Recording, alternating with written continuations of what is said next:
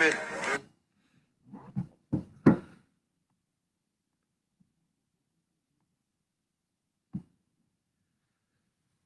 mo tau mau e fa fa fofa pe mo e fa fa koloa ko ni. E a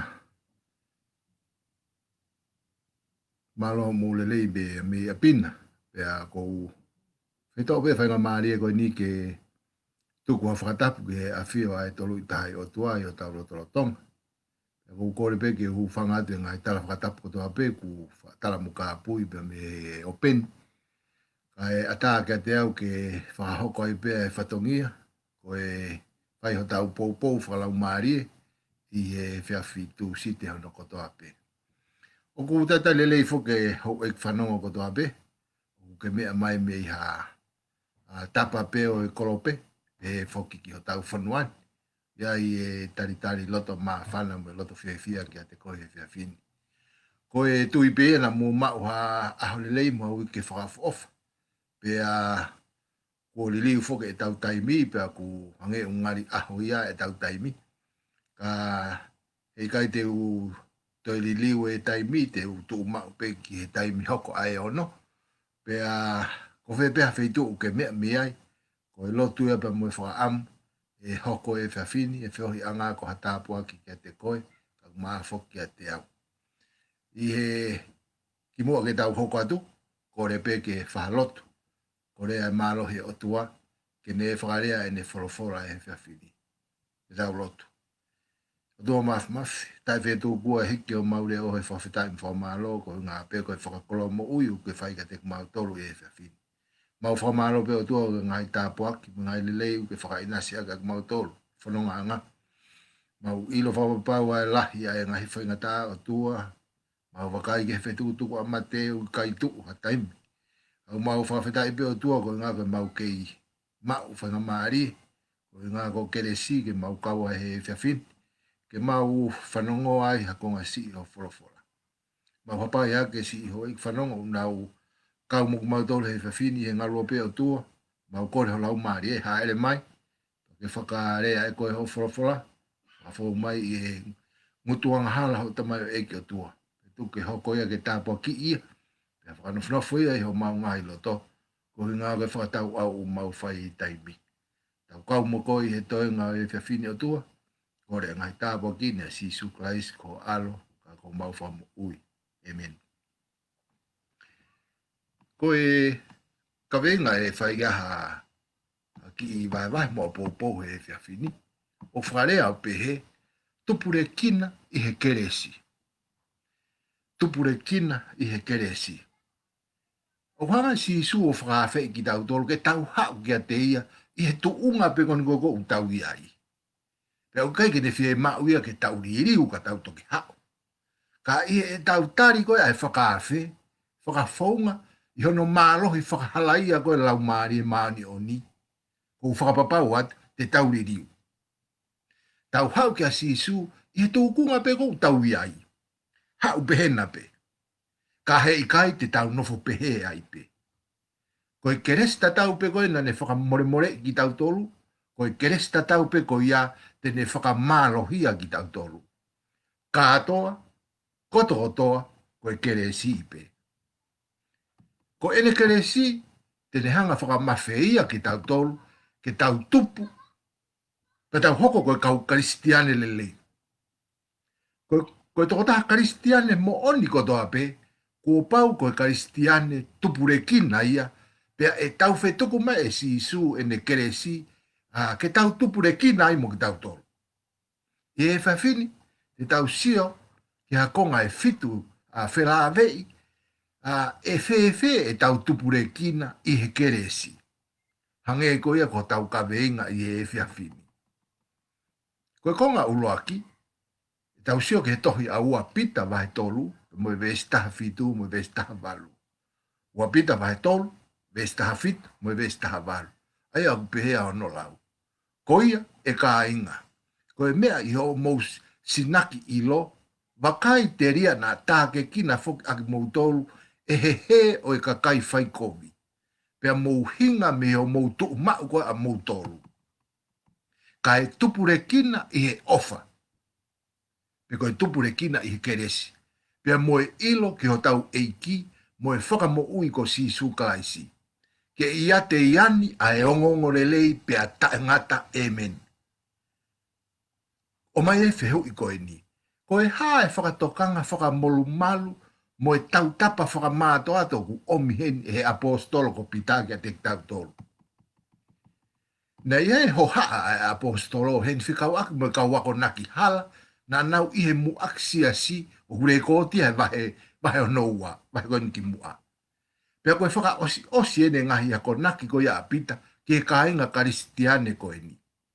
Pea nai whaka ai e pita ki nau tolu, ke nau tupure kina i he keresi, mo e ilo e o tua, pea mo e whaka mo ui ko si isu kalaisi. Koe mahi no i koe e ne keresi, te nau to e ilo ai a si isu o to le le yange au pita. Koe whaunga pe ene ta, te nau lava ai ke whakawhai ke he i ai, ai mo oni mo loi. Ai lelei me he kovi. Koe ek whanongo. Ne ongo pe koe whee ki tau, ko whee ki tau tolu i he tu unga, whakapirikimi koe e tau whanonga whakalau maari e. Pe oku tau matu o tu a whee e tau tui. Koe fu māmanga hala koe ni, he ikai tuku a ene o i, pia mo tau ahi i. Taimi ta tau pe, oku tau mau taimi whainga maari e ke tau tupure kinai. Koe aho kotoa pe, o whe mau ia ke tau whanonga mo sisu. He e teu ia ki tau tolu, ke tau mateu teu, pea tu ma ai mo oni, neongo pe koe hae tu unga, mo ngahi mea aku hoko he whanonga anga. Ko ngā hono ua, i e hinga koe e uraki ongo mātua i he ngoe i tēni. Na e tu ulu ai ho tau paralinte ki he vanu e anga hala. Koe hana e fuaki e si isu, ke whetongi aki ai nunua koe o e tō koe ni, pe koe hinga koe na e whahinga o e tangata. Hai mea awhana e fuaki e si isu. Loma wahe nima, vesi taha whitupe mo e vesi e uanoa. O pehe, he ka pau o ku pure ai mate mei he tokota. Koe mea i he whaianga hala ai tokota. Pehe e a siri ai pure i he mo ui akinau tolu o ku mau honolahi au pito ai ofa mo e foaki o e whakatonuhia i he tokota o si sukalaisi. Vesi uanoa, kana e whakahu mai ai whono. Pea tupure kina ai anga hala. Ka koia na e tupure kina ai anga hala, kua lahi au pito ai, hono tupure kina oi ofa pe koe keresi. Hoi whanongo he whea fini. He toki ongo le lei mo oni eni. Ka oku tui ngata ai toko lahi aki ai. Koe ngahi alo ofa koe otua, oku maa ongo onga ngeia, he tau ngahi whai kovi. Koe lahi anga koe ai anga hala, koe toi hulu angeia, anoa angeia, ai keresi ai otua. Koe taha e ngahi tunga te fito o e mau keresi, li liu mo ui ai otua. Koe ha e taha o e ngahi tunga te fito, o e mau e keresi li liu mo ui koe ai otua. I he keresi ai otua, o kune hanga o motuhi ai ngahi seini no o koe o e anga hala. I he keresi, kua hoko ai a setane, koe fuupee, koe foi. I he keresi, te tau i kuna ai a ngahi whirio i kovi ai te evolo. Koe hape ha mea o kupuke tuu ai koe e anga hala. Koe tau tupure kina whaka aho i he keresi, tene motuhi pea vete ange ai ngahi hai whaka pōpula koe ia. Koe konga hono tolu, se mis vahe whaabe mo vesi ono. He okune whaki ai ofalahi hake. Ko ia o pehe e ia. Oku te kei he o tua ai lau kau. Ka okune whaki ai ofa ki he anga vai. Ko anga vai, ko e uho sino haa mai ia o e tau mau koe o e keresi li liu ko a kalaisi. Ko e whai tō whokieni ke ngai maki ia ko e hori kovi. Oku tā puni he e lau kau a ki tau tolu ia me he otua. Pea tau mo ui sio peka te tau tolu. Pea tau pehe tau tolu he taimlahi O kuiai e tau totonu ki he mea kotoa pe u tau sio ki ai, mea kotoa pe u tau wala ki ai, mea kotoa pe u tau whakakaukau ki ai, o kuiai e tau totonu a tau tolu, tau mea i a tau tolu. Pea whakatupu le vai, a e ua ta e topo no i a te tau tolu. Pea lahia e tau hori, he mea ko u tau mau. Ko e vete anga o ngahi hai ko e ni kau karistiane, ko e tau hanga whakawai vai ki tau tolu i he ao si o vai. I he taimi pe e whakafonua ki tau tolu he lau maare maane o ni. Te tau malawa rewa. Te tau malawa rewa ke tau sio pea mahino. Ko e ngahi whakatau were koe ai mamani. O ne toho aki e koe tau toka ngā. Ko e veve pe ia. Pea e kai ke iai ha ne vā tatau mo e koloa fungani koe ko te teu e si isu maa ki tau tolu. Ko ngā hono wha, tohe tai tusi wahe wā bese ulua ki he bese taha wha. Tai tusi wahe wā bese taha taha ke bese taha wha. He koe alo ofa e o tua aia aku ne omi ai whakamo ui ke kakai ko toa pe, kua haa mai ia. O ne ako ne kina aki tau tolu, ke si aki ai anga ta e whakai o tua. Mo e ngahi hori whakamama. Ka tau mo ui anga whakapotopoto. Mo maa ni oni. Mo anga whakaotua i he mamani. O tatari ki he amanaki whakamonu ia ko ia. Mo e whakahaa i he nau e o tua lahi. Ko tau whakamo ui ko si isu klaisi. Aia na ne whaki e ia ko uhi ko ki tau tolu. Ko uhi ke ne huhui a ki tau tolu me he hia ko toa pe. Pea whakamaa oni hakakai le lahi maana. O ku whai verenga ai ngahi ngā ue lelei. O mai ai mo e whehui koe ni. Whakatatau ke apostolo ko Paula. Ko e hā ai keresi koe ni ai o tua. Ko hā, ko whakahā ke whahinga o e tangata, pea whakakakato i e nau mo ui. Ko e hā e whahinga keresi koe ni. O ome e Paula heni, ai eu pe tawhaake ua e mo ui ai karistiane ke whakamamawhai he ngahi ahoni. Ulua ki, o ku tau mo ui i hafu umama kovi. Lolotonga e tau mo ui he mama kovi koe ni, o ku tau sio atu ki mua ki ha amanaki. Ko ai, koe mo ui he mama ni, mo e sio atu koe ki mua, koe ongo mea te fito ia, o ku whai ai ho tau popo i whakalau maari e, i he hala whanonga.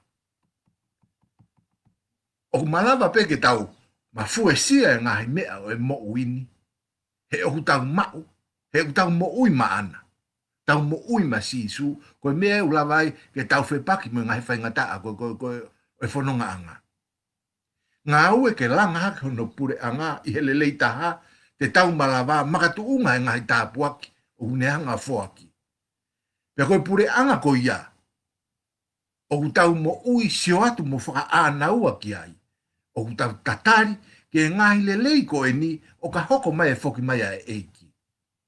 Urua ki, o ngahi le lei ko e ni e tau tatari hoko mai e pure anga e otua, ko e tau kau whataha pia mo e otua, ko ene a fio i ho tau lotonga. Ko hono wa, ko e whaka mo ui ki tau tolu me na tula anga hala. Tau ta e whakatatari, ke whakangata e whiwha uhi ko eni mo e anga hala, ka e whakafo ou ki tau tolu ia si isu kalaisi. Uhinga hono tolu u tau ta e whakatatari ai ki he te whoki mai e ki, e whakafo ou wai ho tau mamani. Whakafo ou wai a ene whakatupu. Pea tau tatari ki he pure kakato a ene keresi i he loto o e tangata, ke fotu ai e mafi o Sihova.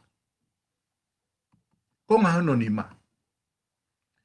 O kuanga whewhe hono motuhi ai no o e anga hala i he e tau mo ui. Pea koe haarewa no uhinga ke tau i he malu o e whono. Koe haarewa no uhinga ke tau i he malu o e keresi. Ha mau ke tohi aloma wahe ono, pe moe vese taha wha. He koe uhi e i kai pure i aki moutolu e he anga hala. He oku i kai te mo laloa ki he whono, ka ki he ofa. Loma wahe walu pe moe vese taha wha ki he taha fitu. He koki nau tolu oku taha ke kina he lau maari o tua, Koe ngahi foha ki nau tolu oe otua. He oku i kai ke mau e ki mou tolu ai lau maarie o e pōpula. Ke mou to e mana wahe. Ka kua mau ai lau maarie o e ohi. Aia oku tau tangi ai a pāta mai. Pea oku wha mo oni he lau maarie pe koia mo tau lau maarie koe whanau ai o tua aki tau tolu. Pea ka pau koe whanau. Pea tā koe kau hoko. Koe kau hoko ki he o tua. Pea koe kau hoko whakataha mo kalaisi. O ka pau te tau mamahi mo ia. Koe uhi ke tau mau ai hake a ki whakataha mo ia. Koe kerese ai o tuaho i ki whanongo, koi a ia o kunehanga mo tuhi e ngai no o pōpula e angahala. Ko i kai ke tau ke i he malu malu o e whakahala ia koe ai whono. Ko osi mau mau ai fo i ha ia koe ia. Kono uhinga koe ke tau i he malu malu o e lao, koe malu malu i ha fo i whaunga whaka mo ui. Peka pau koe mo o nien ka te tau tolu. Te tau ongo i whaka aho pe ki tau tolu, ai i koe ongo i hala ia, i he temko tau mau mau i koe whono. Ka pau o ku tau mo ui pe whakatonu hia i tau tolu e he lao mo e whono. Te tau ke i ongo i pō pula pe. Koe tai pe koe tau i he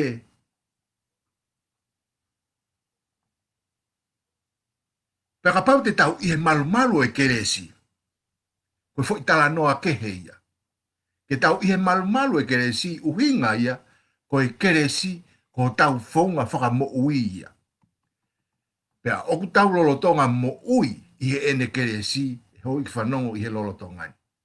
Ko ene keresi na ne whaka more more i ki tau tolu. Oku ne whaka malo hia ki tau tolu, pea tene hanga o whaka fo ou ki tau tolu. Konga hono no, ko whee taimi te tau tupure kina whaka aho ai i he keresi. Pea e anga whee rewa. Ua pita wahe uluaki, vesi wa ke vesi wha. Ua pita wahe uluaki, vesi wa ke vesi wha. O pea hono wharea. Ke tupure kina ke a teki moutolu ai alo ofa mo e monu ia i he ilo e otua. Pea mo sisu ko tau eiki. O whakatatau ki he whoaki ki a teki tau tolu e he ene mālohi whaka otua ai ngahi mea kotoa pe ki he mo ui mo e anga whaka otua. I he ilo ki a te ia ko ne ui a ki tau tolu ki he hake a ki i mo e maa oni oni. Aia ko whoaki ai ki a teki tau tolu ai ngahi tala ofa o hulahi au pito mo mahu inga. Koe uhi ke mou kawai i he anga ai otua. I o mou hao mi he kovi o ku i mamani i he hori kovi. Tau vesi hono ko se misi vai uraki pa mo vesi e uataha. Ko ia mouri aki ai uri kotoa pe. Pea mohono lahi whau o e anga hala. Pea tari i he anga vai vai ai folofola kuoto. Aia o ku mālohi ke whaka mo ui ho mu lau maarie. Ko e whehu i foki, pe anga whewe e tau tupure kina whaka lau maarie. O whaha mai he o tua, ko ene keresi i he ene folofola. Te tau mau ene keresi i he ene folofola. Ko e whakawhonu ko e tau whakakaukau aki ene folofola, e tafe mai ai ene keresi ki e tau mo ui. Ka ko e whakawhonu ko ia o whakawhou ia ho ik whanongo i hono ako e folofola e o tua. I e tau whakalaulau roto whakaaho i ene folofola, e maari whekina mai e ngahi le leo si sukalaisi, pia mohono mālohi ririu mo ui. Konga hono fitu, o konga whakao sien, koe ha ai tala ofa o kutala noa kei apostolo ko Paula. Whikau aki mo e mau e keresi ririu mo ui a kalaisi. Tā ugia i e tala ofa. Hai tala ofa ta no ke a Paula, whikau aki mo e mau koe o e keresi ririu mo ui a sisu kalaisi. Toi ono ua a Paula ke kakai Korinto, wahe tolu vesta fitu pe mo e vesta valu. Pea koe eiki o e lau maarie ko ia, pea koia o kuiai ai lau maarie o e eiki, o kuiai ai tau ataina. Ka oku tau wakai ko toa pe o mamata ta e pulou, ihe sio ata. Ki he nau o e eiki. Pea oku tau ririu ki hono tatau, me he nau ki he nau, i he lau maario e eiki. I he tau mamata koe ki he nau e o tua, i he wheilau, ta e seo kita a kalaisi koe i he kolosi, oku ririu wai ho tau roto. He ikai te tau lava tau tolo nofo, i hatu unga tatau pe, lolotonga ia, oku hulungia e tau mo ui. Hulungia ki tau tolu, e he mama koe o e ofa e o tua me kare vare. Koe tupure kina i he keresi, oku hoko ia, ho e mui kainga, i he feohi mo sisu. Koe mamata koe kia teia, koe mamata koe kia sisu, koe mamata koe ki kare vare ke ene fei lau. Koe tau hoko ia kia sisu, koe tau hoko ia kia teia. Ia i e fehu i o omika te tau tolo he whawhini ho i mui kainga ke whakaose ke whakaukau e whawhini. O pehe, te ke lava, pe te ulava nai, o tuku pāhe e whiawhini. Tuku pāhe ahon. Ke tau tuku taimi, ke whiohi mo si isu whaaho. Pea ke tau mata tau whiwai e mea, tene whai. Mea whakaofo tene hanga whai, ki ho mo ui, mo ui. Ke talava nai ke ta tuku pā, ko he pōre ia, maa ki tau tolu i he whiawhini. Ke tau lotu. O tua mafi, mau whawhitai ko ngā ko mau wakonaki o tuku mai he whiawhini. Mau whamaro pe o tua i o kere si mo alo o wha. Tupure kina yang hala, ka e toe tupu pe alahi ane a ho kere si he taimi tatau pe. O tua ue taimi lahi o mau wha mau hala pe mau whenga ke mau whawai wa inga o tua. Mau tukutu ke he i peho ngai ala ofa. Kai tuku mua ke mau tari ai pe kia e a ho alo i he kolosi. Ko e whei lau ia mo e mea ofa nei kai to tonu ia ke mau mao. Ko mau mo uini o tua mau mo ui i ho kere si pau mau whawhetai. Tu mua ke mau whiohi pa mo a whiona whakafou i e a ko o wholofola whaka a. Pe tu ke whakatafe mai ho kere si o tua. Pe mo e malo i ririu mo ui ko ia mau talanoa ke he whiawhini. Ke hoko ia ke ririu ai e mau mo ui mo e mau whakaukau ke mau hanga o tari koe. Ege mau hanga ke whaitapu kine wholofola ko mau maawai mo ia. Ai hoi ki whanau, ki nau tolo nau mea mai i he houani o tua i he ope, mau kore whaitapu kina o nau ngahi lota whare, si o nau ngahi whamiri. Ai ngahi fua whatongia u whakahoko o tua, ai tauhi whamiri o whai, ke kauai e awhiona. Eki koe whanonga a ngai o e wike, o kukei toe pe hanga mimu, tau whanonga mo ape mo koe. Tau hi mau tolu he pō o malu aki mai o tua. Tuku pe ke kei hoko pe. We maka whakina ngai o e mau whanonga o tua, pe pou a mo ke pou mama. Ke mau whalala ka kato ki a te koe o tua, e wikai ke toi ai ha mafi mo a maa lohi, e tatau pe a mo e awhiona. Whamore more e mau ngai tō no o tua, whakakato mai e mau lotu i he whiawhini. Papa e pe te mau whia maria i he kresi, o tau eiko sisu Christ o whalahi o tua koe tamai. Whiahui mo e lau maare maane oni, no whahamo o whaia te mau tolu, pea oa na hiri kai whaipota e ngata. Amen. Whawhunga e te pea e whamaro ka te kumau tolo kumau mea mai he whiawhini. Whatawanga pe ke hanga he o tua mafi, o whakakoloa, ki mau tolu pe he whoko mo ngai whamiri, o alewa ku tau to e whei loaki. O whapeke mou mao ha e whiawhi lelei, pe ke whaitapu kina ki mau tolu e sihova. Malo mo mea mai, mo mea tua